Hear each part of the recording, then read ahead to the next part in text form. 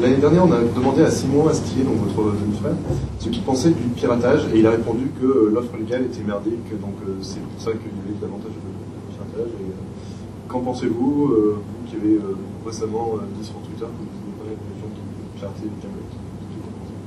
Ah, j'ai pas dit que j'aimais pas les gens qui piratent les Camelot. J'aime pas les gens qui piratent.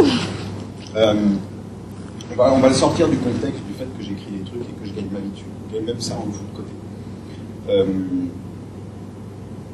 La pire chose qui pourrait arriver, selon moi, dans les années qui viennent, c'est que les gens oublient qu'une œuvre,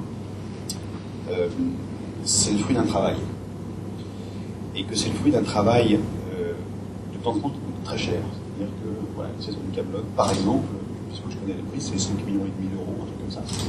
Donc il est évident que si on fabrique un truc pour 5,5 millions d'euros et que tout le monde se le partage, les choses de 5,5 millions d'euros n'existeront plus jamais.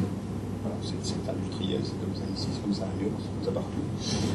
Et au-delà de ça, d'un point de vue moral, le fait de comprendre qu'une œuvre c'est précieux, ça ne va pas avec le fait d'avoir 3 terabytes de tout, voire même d'en avoir vu 15%, parce qu'en fait c'est presque une histoire de collection pour certains, de choper des trucs. Et qu'on me fasse passer systématiquement le piratage comme le fait qu'on n'a pas l'argent et que la culture est pour tout le monde, je trouve ça vraiment, vraiment très très moyen.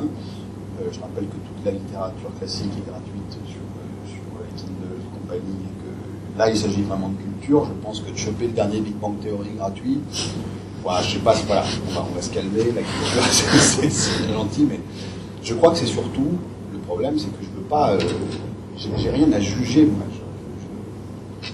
je suis juste là pour dire que c'est comme chez le psy. Si vous allez chez le psy et que vous êtes remboursé, vous ne faites pas le même boulot que si vous payez votre séance. Ça s'appelle transactionnel. Et moi, c'est important que ce que je fabrique, on ne se le file pas comme ça, parce que c'est tellement de travail, c'est tellement de sueur derrière, ça fait vivre des centaines de personnes, comme toutes les autres. C'est une industrie. Et que si jamais on... Après, je ne suis pas là pour dire si c'est trop cher, pas assez cher, machin, je ne m'en occupe pas, c'est pas moi qui fixe mes prix.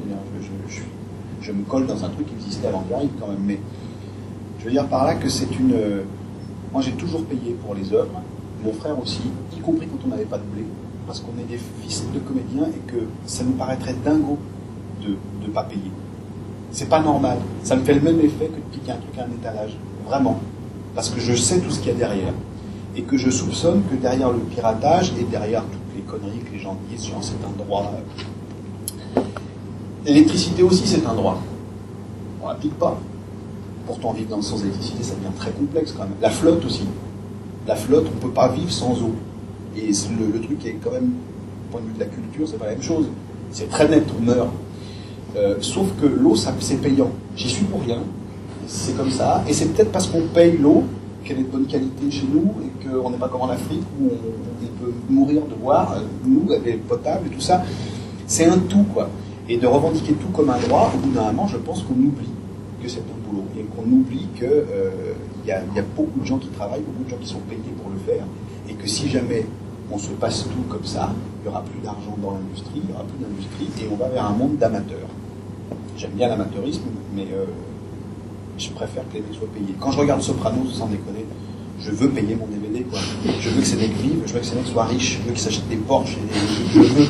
Parce que je veux qu'ils se sentent récompensés du chef-d'œuvre qu'ils ont fait. Et à mon tout petit niveau, si ma série, elle plaît plus que la série du voisin, je veux être récompensé. Je veux pas être au même truc. Je veux pas avoir un forfait. Je veux que si je me plante, je gagne rien. Mais je veux que si je me plante pas, je gagne. Parce que ça fait partie de la motivation, pas financière, mais ça fait partie du signe que j'ai pas déconné, quoi. Et on a tous besoin de gratification dans tous les métiers, le mien, le ventre, les leurs, tout ça, quoi. Donc, tant pis, je ne me fais pas des potes, parce qu'évidemment, il y en a plein qui disent que le piratage, ça m'a fait connaître aussi, et que ça a participé à mon succès, que ça... Certainement, mais on organise aussi notre propre pub, et y compris sur Internet, et il faut pas que tout ça soit... Il faut pas le piquer, quoi, c'est tout. Il faut pas le piquer. Si j'ai envie un jour de faire un truc gratuit, et des fois j'en fais, je mets sur Internet des machins, les bonus, les trucs, je tourne même des trucs pour que ce soit gratuit, c'est pas grave. Mais je veux bien le décider, quoi. Voilà. Moi, vis-à-vis des autres, sans parler de Kaamelott, quand je trouve quand je regarde une série et que je sais tout ce qu'il y a derrière, si je le télécharge comme ça, et que je le regarde, que toute ma famille le regarde, et que mes potes qui viennent à la maison, je leur file une clé USB avec tout dessus, j'ai vraiment l'impression de faire quelque chose de pas bien. Intrinsèquement, dans le ventre, pas intellectuellement. Je me sens mal. Donc voilà, je pense que je défends ça. Vous ne pensez pas forcément que l'offre légale est pourrie actuellement? Je pense qu'il y a des déranges dans l'offre légale, c'est pas super cher, 99 centimes pour un morceau de musique, faut pas déconner, quoi. Un peu l'organisation, tout le. Je sais pas, honnêtement, moi j'ai acheté, je suis un fan de Bach par exemple, ok, j'achète plein de versions de la même œuvre de Bach, plein d'interprètes différents. Entre iTunes Store, Amazon Download et il doit en y avoir encore un ou deux, qu'est-ce qui manque, quoi? C'est pas cher du tout. Je veux dire, 80 centimes, c'est une baguette de pain, et 90 centimes, c'est un morceau de musique que je peux écouter toute ma vie, mes enfants aussi, sur toutes les plateformes, légalement, en ayant payé les mecs qui l'ont fait.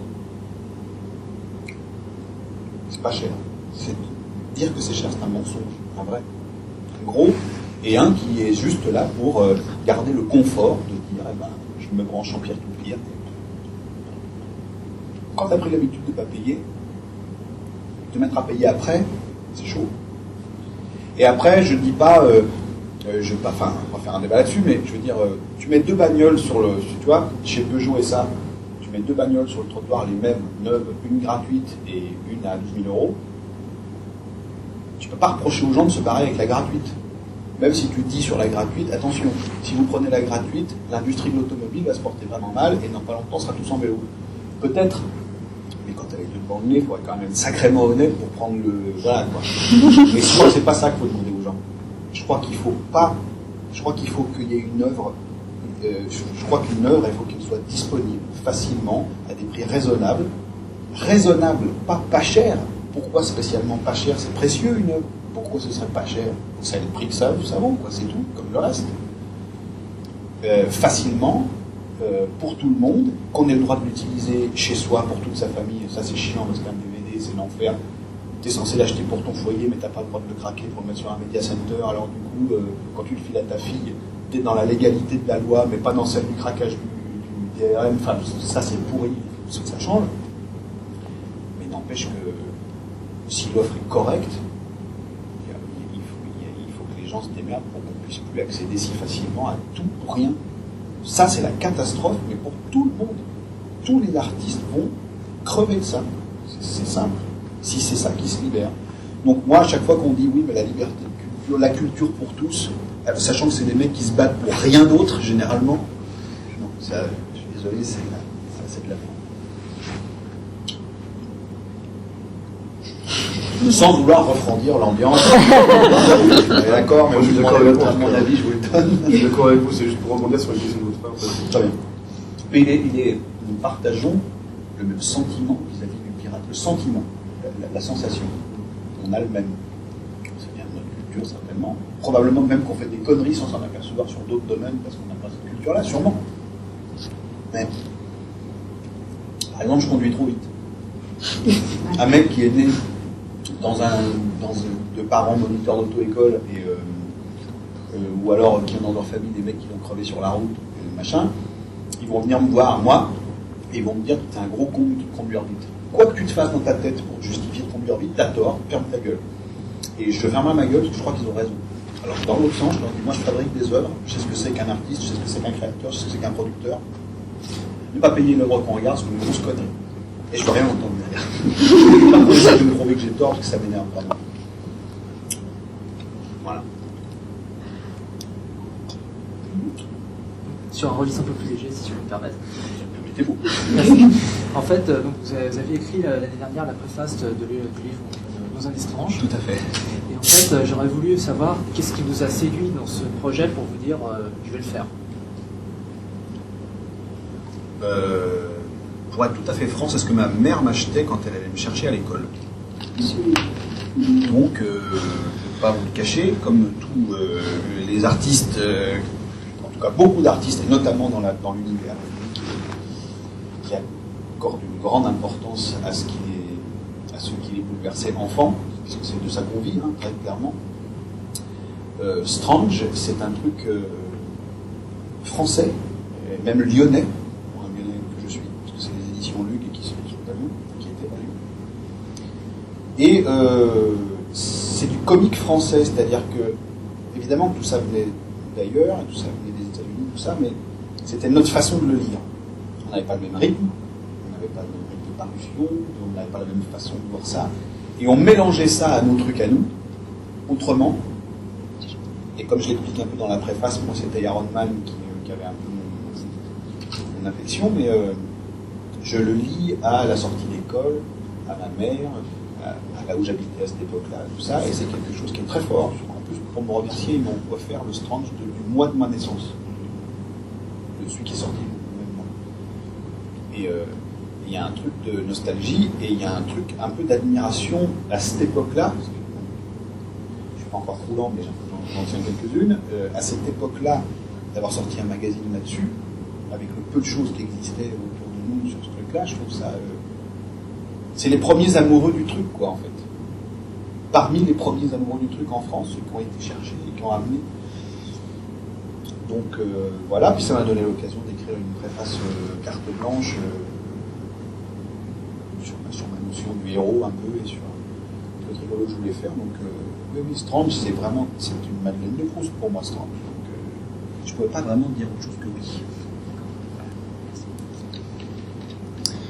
Et vous les aimez toujours autant, les comics, alors? Ça vous influence toujours à... Non. Les plus grands films du monde et les plus chers du monde sont aux comics. Ceux qui sont les plus diffusés dans le monde entier sont aux comics et s'adressent aux gens qui aiment les comics.